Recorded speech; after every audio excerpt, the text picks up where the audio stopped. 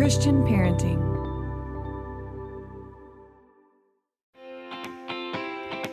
Welcome to the Called to Love podcast, where we discuss all things adoption and foster care and dive into the practical, the clinical, and most importantly, the biblical perspectives to help you and your family thrive. I'm Summer Colbert, adopted mom, director of adoption and foster ministry, and champion for the Arkansas Baptist Children and Family Ministries. Adoption and foster care aren't just a process.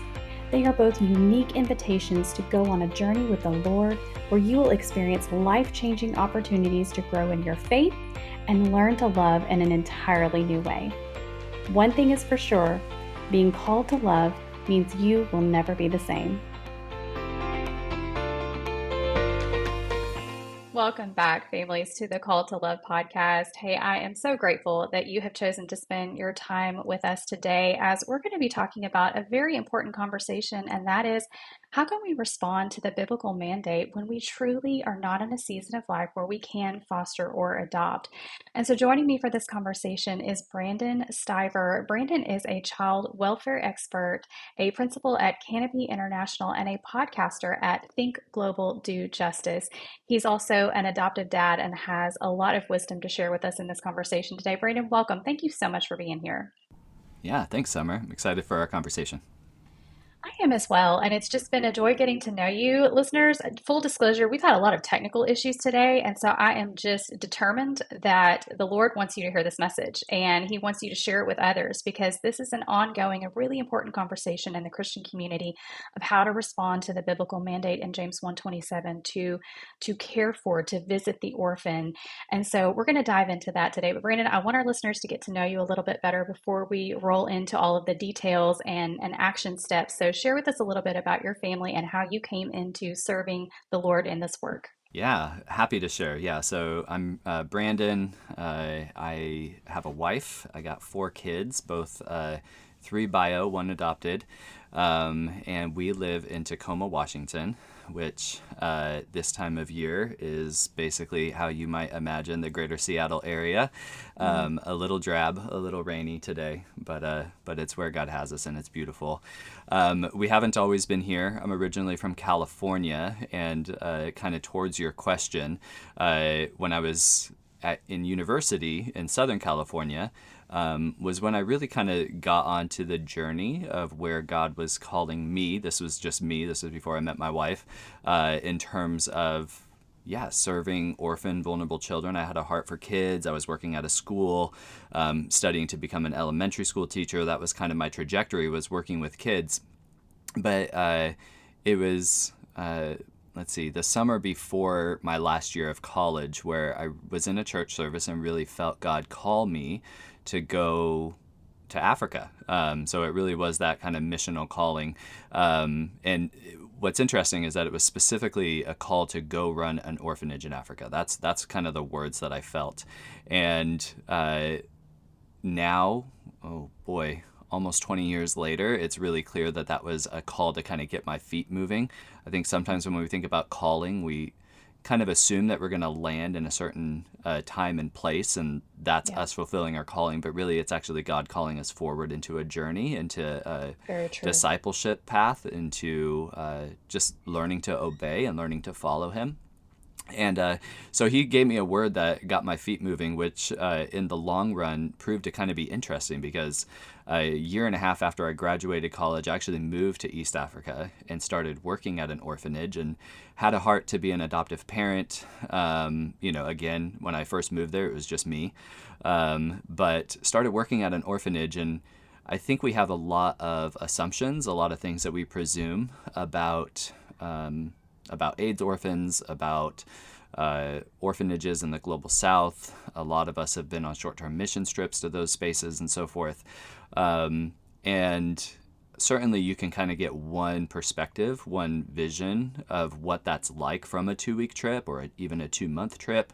But once I started to live there, that was when I really kind of, and I mean, even still, my knowledge is not that of my Tanzanian colleagues, but I could start to see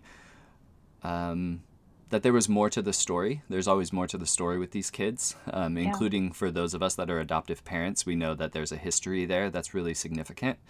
And I started to see that even for the kids in the orphanage where I worked.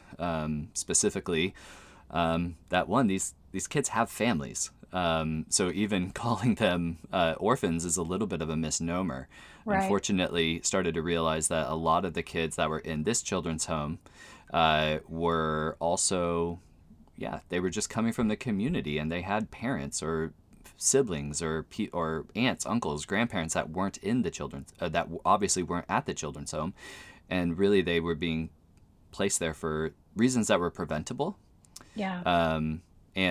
So anyways, kind of stepping into that space, that was really kind of eye opening, and then compelled me, and then later my wife. My wife came on a short term trip in 2010. We got engaged 6 weeks after meeting face to face, so that was a very That's successful awesome. that was a successful short-term trip for her. So that's when we so then we got married in 2011 and really started to take that journey together, not only Yeah. towards adoption, which we eventually did, but also within the orphan care space, and just saying, you know what, these kids need families. So we left that children's home after about 2.5 years, and then continued to work in Tanzania for actually another 5 years, but specifically focusing on family and community-based care, and really how can we come alongside the local church to kind of be the Yeah. solution for orphans and vulnerable children. So that's a little bit. I work in domestic now. I'm the state director for an organization called Care Portal, which is another great tool for supporting children and families. So so that's a little bit how God brought me into this space and where we're at. That's fantastic. I know, y'all, we're just scratching the surface on all the things because it's true. God calls us in one direction, and so much of the time it is just a step, and He opens up a world and a perspective in a way that we could have never imagined. And it just makes me excited as we, you share your story, and I think about the own individual journey that He has our family, and then every one of our listeners here, we're all in a different journey, but God is sovereign over every single one. And so I think just having the knowledge and the understanding and the perspective really is going to be eye opening for how we can step into this space where we are right now as Christians. And so, Brandon, you alluded to this, and I'm going to go back to it, this idea of orphan, because I do think we need to unpack that a little bit more, especially for those who, the idea of an orphan is somebody on the other side of the world who don't have parents. But the reality is vastly different. So dive into that a little bit about the true understanding of an orphan, and even the statistics of who is all around us that qualify under that banner. Yeah, well, it is interesting. So I mentioned that I work in both domestic and global. Most of my work has been in global. And when we talk about advocating for orphans, worldwide, you will hear these really big statistics: 140, 150, 153 million orphans throughout the world. Yeah. And to somebody like you or me that are coming from the States, we hear that number and we think to ourselves, oh, this is like little orphan Annie, right? Or Right. this is like Oliver Twist or whatever, right? We get that kind of view, but the reality is that even when you look at those numbers that come from the United Nations, they're including what are called single orphans, right? So a single orphan means they've just lost one of their parents.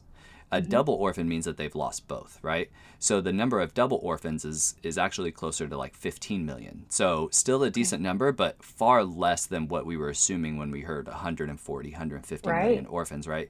And actually, up until COVID changed a lot of things. But up until COVID, that number, while the global population was increasing, the number of orphans was actually decreasing. Okay. Now, COVID reversed that. COVID reversed a few things in the global development space. Yeah. But the number was actually going down. And yet, what we saw in terms of international involvement in global orphan care spaces was in high tourism areas, especially, an increase in residential care, right? An increase in orphanages. So then, when you or me or somebody else goes on a short-term trip to Latin America or Sub-Saharan Africa or Southeast Asia, we go into those spaces and are interacting with who we assume to be orphans. But the reality is that worldwide, there's about 5.4 million kids in orphanages, and 4 out of 5 of them are actually have one, if not both of their parents still alive, right? Right. So when we think about, okay, this word orphan, we there's so many different definitions, right? So we can do the legal ones where there's a double orphan versus a single orphan, but then you have what we would call a social orphan or a poverty orphan or a paper orphan, and all of these have different connotations, and what is it that we're actually saying, right? Yeah. And if we say poverty orphan, we're saying they live like an orphan due primarily to poverty, right? And that was the case with a lot of the kids that I was interacting with. If we say social orphan, we're saying this kid is actually technically not an orphan, but they live socially like an orphan because they've been separated from their family, because they've been isolated. We say Mm. paper orphan. Well, now we're starting to get into orphan trafficking, right? Because there is a demand for either, unfortunately, international adoption or for short-term volunteerism type of things. You will get unscrupulous, individuals that will actually make documentation saying this kid is an orphan to get them into a place where they can essentially commodify them. Mm. So there's all these different kind of definitions. So orphan is not just kind of like this, like, oh, I just use this word and we all know the same thing. The reality is there's all sorts of different ways to kind of chop up what is an orphan, right? And even when we look scripturally, we know that it's like James 1:27, which you mentioned a moment ago. Yeah, we should be caring for orphans and widows, but it's always and widows, right? So it's never Yeah. just the orphan, like it's the unit Right. together, right? So yeah, so there's lots of ways to kind of chop it up. That what you just said and what you shared, I mean, that's mind blowing because I think it's really easy just to put this idea of orphan in a bubble and but to break it down in the reality of the world that we live in and the brokenness of it, the result of it. You talked about unscrupulous people and how they exploit children and all these different things. I mean, that just takes the response to a whole new level because it's not just send a one time gift to an orphanage and you're picturing a child receiving a teddy bear and some food kind of a thing. Like, this really is a messier calling that we're talking about getting involved in. But I hope it lights a fire under some of you who are listening. It definitely does. I mean, just having you share that and really break down the different types of orphans, if you will, I hope that lights a fire under us to act. But then it's like, okay, I want to do something, but what on earth can I do? And so I think that requires further understanding. And so, one of the things that you like to really clarify and share through the work that you do, Brandon, is this comparison of residential care versus fostering or adoption in the home, and what that commitment looks like, both just the effects on our children and the cost of it. And so, I really want to expand our understanding so that at the end of this conversation we really can list out, all right, here's a different perspective that you now have, and now let's act, and here's the different ways that we can do that. So go into that explanation a little bit for me, if you will, of the residential care versus fostering or adopting in our homes. Yeah, happy to. So there's a big umbrella that we just say alternative care. So when we use the word alternative care, what we're saying is that a child has entered a type of setting that is alternative to their family of origin, right? Right. So both God's design and how most human societies are developed, you have a husband, a wife, a father, a mother, right? Right. That have children, right? And the most natural, even obviously biologically natural place for that child to grow up is in the care of their parents, right? Right. So when we say alternative care, what we're saying is a different care setting, alternative to that most natural one, is in need, right? And there can be all sorts of different alternative care settings. So an orphanage is alternative care, right? Now, that doesn't mean it's a good care setting, but it is a care setting and it is alternative to where that kid came. Now, when we talk about foster and adoption, what we would call that is alternative family care, right? Alternative family-based care. And we can also often, when we kind of think through a whole continuum of different care options, different kind of services potentially, if we're kind of looking at it from that social services standpoint, if we could also then wrap in kinship care, right? And especially in a lot of these collectivist societies in the global south, that's very normal. That's very natural. The kid is Right. living with their aunt, their grandma, whoever, right? So anyways, alternative care is just kind of that really big umbrella. And when we talk about child protection and when we talk about caring for children, we really kind of do need a larger a menu of potential spots where that kid may be best cared for, right? We always act within the child's best interest. That's the aim. That's the target. And for one kid, that may be, maybe the best available option to them is not to remove them, but to actually strengthen that family of origin. For Right. another kid, maybe child protection is just too fraught in that family setting, and the best scenario is to potentially move them and have them go live with their aunt, right? Or maybe there is no known family, right? And then the best option is to have that kid placed into a foster home or potentially adoption, right? Yeah. We always want to move towards permanency, right? So foster care, even if foster care is temporal, hopefully what we're seeing is either a pathway for that kid to reunify with their family of origin or find their permanency through a loving, caring, healthy adoption, right? Right. And I'm an adoptive dad. We are a multiracial family. We actually did a domestic adoption in Tanzania, which sounds very odd. Sometimes we talk about international adoption. I don't know if that's a topic that you guys have sometimes on Call to Love, but We do. for us, we did a domestic adoption in Tanzania because we were legal residents, so long-term residents. In Tanzania, you essentially have to commit to being there for 5 years if you're going to qualify to adopt. There's no international adoption in Tanzania. Though Gotcha. we live in Washington State now, our son is here on a green card as a legal dependent of American citizens. So, so those are kind of like those different options. But from a social services and from a child welfare perspective, you really kind of want to have a gamut, of options available to you within that alternative care umbrella, with prioritizing, that family strengthening component as much as you can. Yeah, that's really important to understand that better. I appreciate you explaining that out. And I think, and this was true for me, by the way, and our listeners know this, but I think it bears repeating. Like, I really was in that mindset 10, 15 years ago when I was like, oh, I just want to adopt. I want to help a child who doesn't have a family. I just want to, and that's not bad. It's just not fully informed. And I think that's the point that I'm making is understanding. And I too, everybody knows, who's listening to us, I'm an adoptive parent as well. I was able to know our daughter's birth mother and, her choices that she made that led up to the surrendering of custody of her child and all of that. And it was a very beautiful relationship. But I do think that there's this misconception of that we can solve the orphan crisis. We hear those two words put together a lot. If everyone would just foster or adopt, and we use that, for lack of a better way, that's our marketing strategy. Like, hey, if everybody will just do this, then it'll solve the problem. And we know in a broken world, this side of heaven, that the crisis will never truly be solved because, to your point, God's design is for healthy families who raise and care for kids and who are able to do so financially, spiritually, in all the ways. But we know that a child's best option is to try to be with that original plan.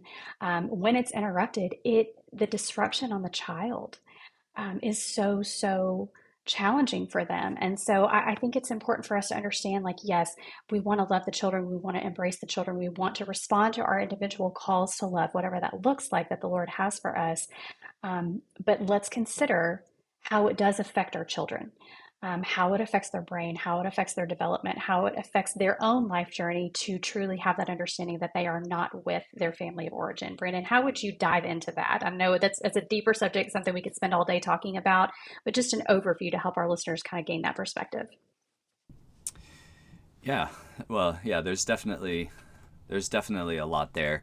I think one kind of component within there, and I'm going to go back to something you mentioned a second ago, even in terms of kind of our communications, right?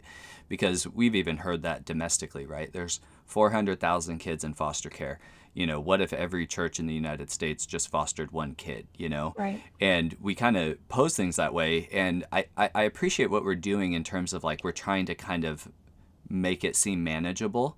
And yet the reality is a lot of churches throughout the US are not going to do that. And they may not even Right. hear that message.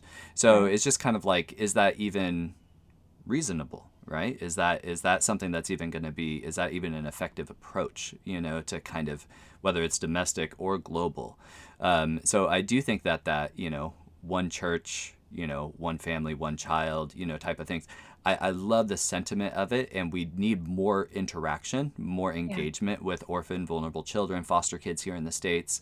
Like, we do need that, right? But we Yeah. also need we need realistic expectations, and what we can't do is just say, hey, everybody should foster, everyone should adopt, or every church should have at least 2 or 3 or whatever. Like, that's just not realistic, and we need more on ramps. So basically, Mm. what that can look like internationally, when we talk about helping orphan and vulnerable children in the global South, especially, we need more people to say, hey, you know what? I'm actually going to support kids to grow up in families. And when we talk about kids that are in orphanages, we're talking about the Barna Group, along with a collaborative called Faith to Action, of which I'm in the advisory network for. They did a study a few years ago that said the most conservative estimate is that U.S. money to orphanages is about $2.5 billion annually.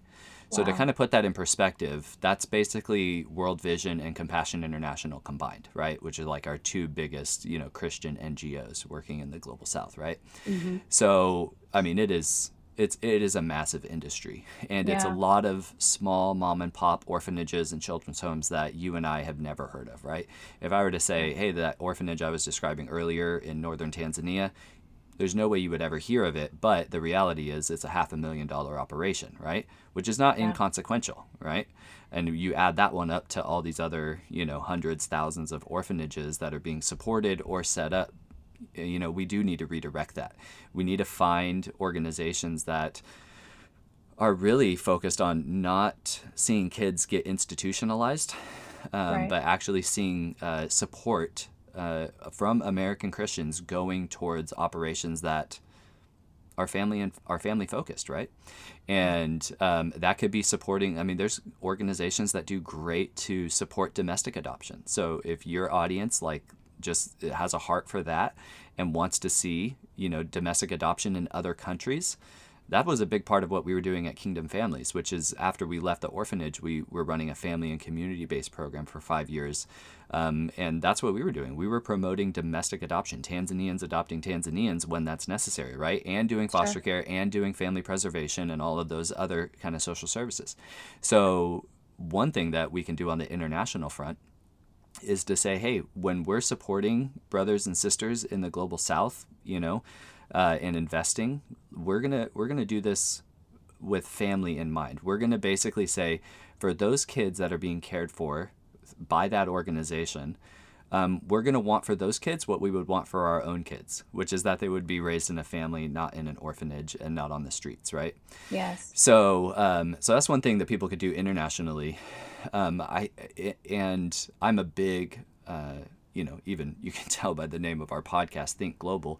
Like with Think Global Do Justice, like we want people in the States to be thinking about what's going on in other countries, right? Because the Yeah. mission of God is both here, domestic and abroad, right? That That's was right. kind of that's the Great Commission, right? That's Acts 1:8. That's Matthew 28. Like that's what we're supposed to be doing.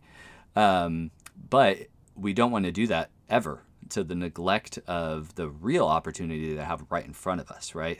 So when we talk about building on-ramps for people to support orphan, vulnerable children, foster kids, it is really important for us to kind of look at that holistically as well.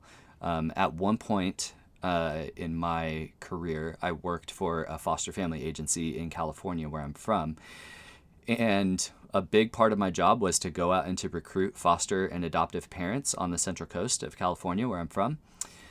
And it was success to me if I could share in the announcements or preach a sermon at a church of 500 people, and if I get one person to sign up, right?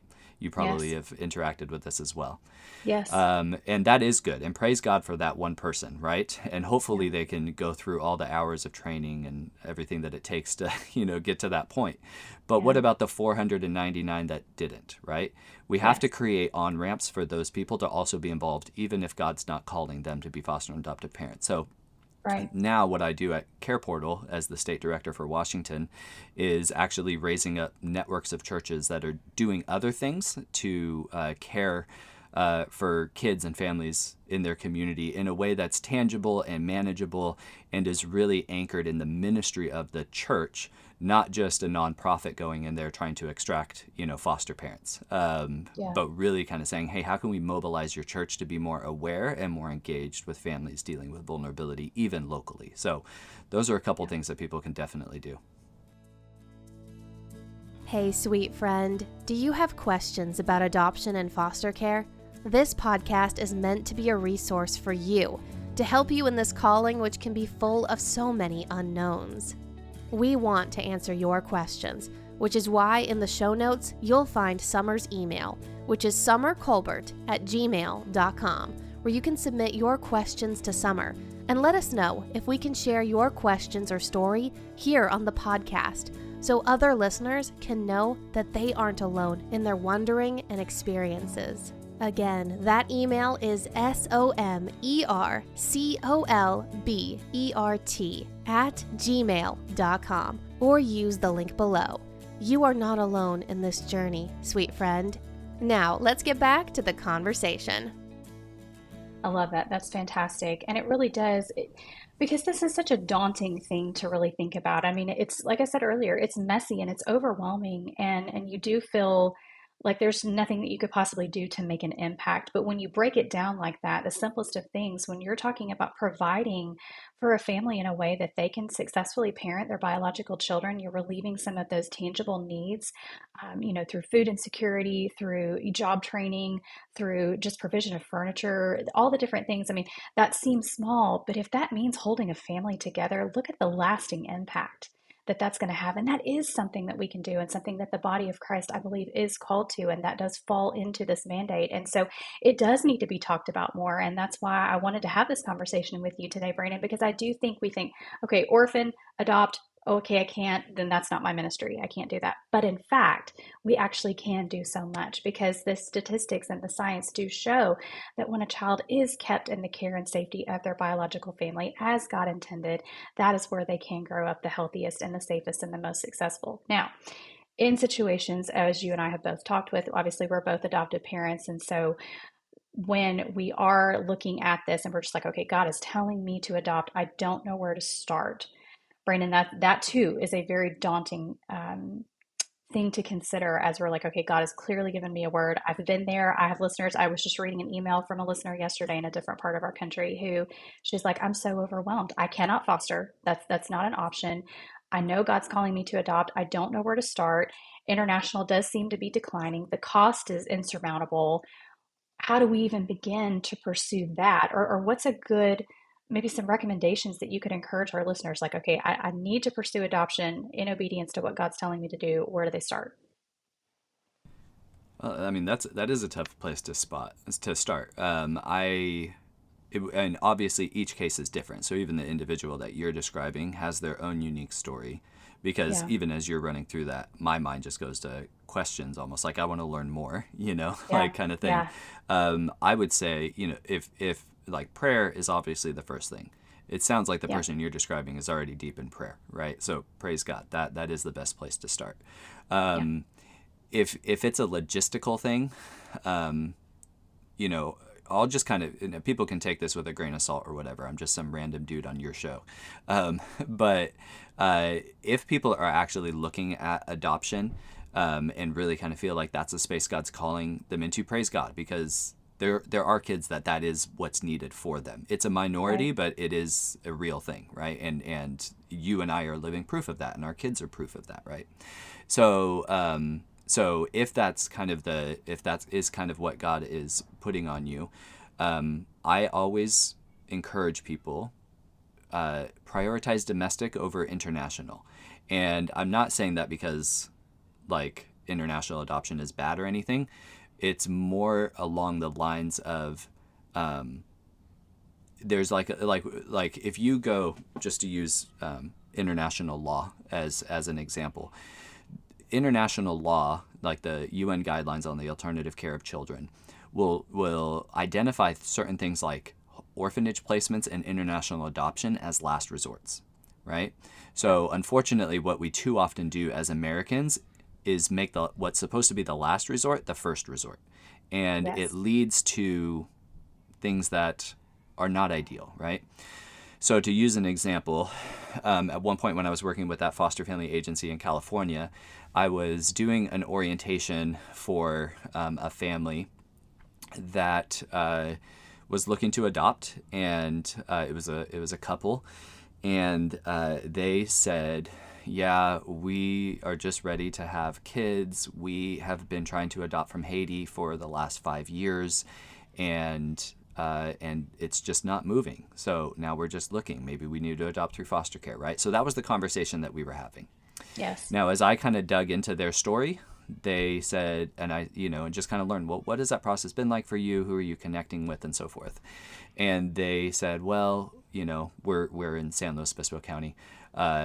We have this person come over from the Valley. She's a social worker, and she's contracted out by this agency in Texas. And then this agency in Texas is a part of this network. And then they're connected with this person on the ground who then has this connection to the orphanage. And you just kind of like follow this, and you just kind of like, this is a pretty long, and I hate to say it, this is a long supply chain.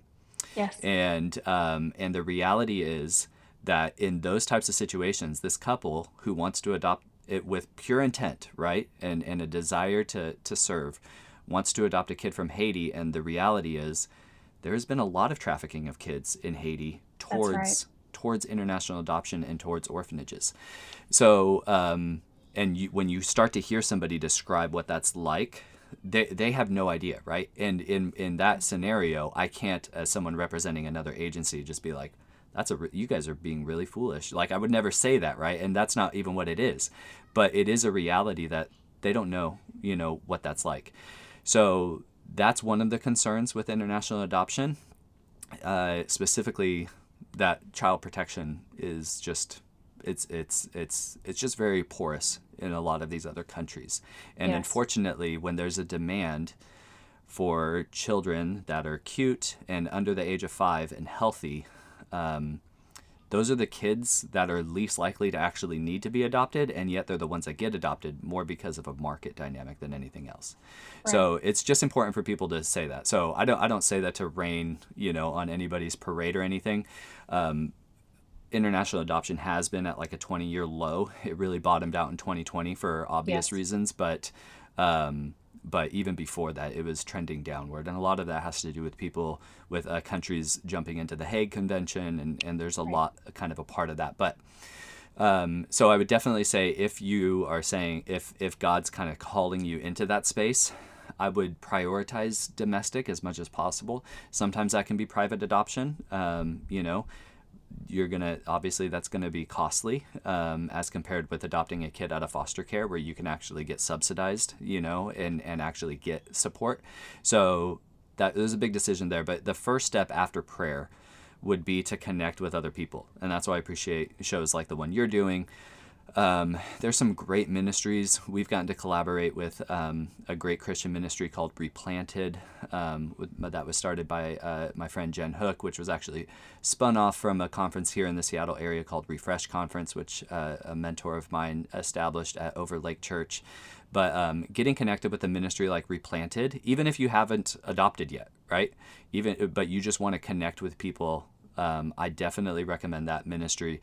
And Jen is an amazing leader. So there's some, I would definitely start there, especially if you're still kind of like not sure what type of pathway, towards providing permanency for a kid. So.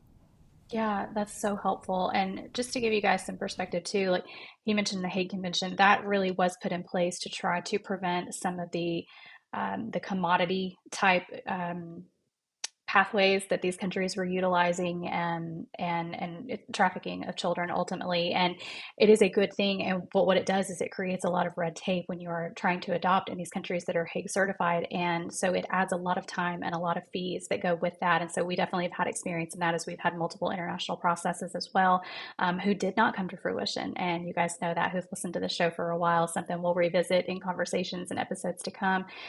But just so you know, kind of what we're talking about, sometimes sometimes people are like, wait, what did he just say? And so I try to go in and explain a little bit more of that. But it is, and again, I think what I appreciate about what you said, Brandon, was that it is very personal, and there is not a wide path for everybody who wants to adopt, just do this. It is very personalized. It is very individualized, and the hand of God is over every single child and every single family. And God ultimately does place children in families and safe places.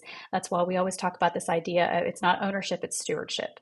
As parents, for those of us who step into this calling, and that may be temporary care, it may be long-term care, it may be permanency, but it is always from a heart of stewardship. And so I hope what we've done today, because there's no way we can fully answer any one of these questions as we're talking about responding to the orphan crisis, as we keep referring to, but there are different on-ramps, as you've described for us, that we can get involved in. And so I hope you'll take this episode, listeners, to your churches, to your church leadership, and let them know that there are ways that churches and the body of Christ can engage in this type of care without just blanket statement, hey, everybody in here needs to foster and adopt, and then the congregation just kind of shuts down on them. And so there are so many different ways, and we'll be talking about that in episodes to come as well. But Brandon, you're just a fantastic resource to share. I'm going to make sure we have links in today's show notes for some of the things that you've referenced for us today. So listeners, you can go in, you can do a little bit more research.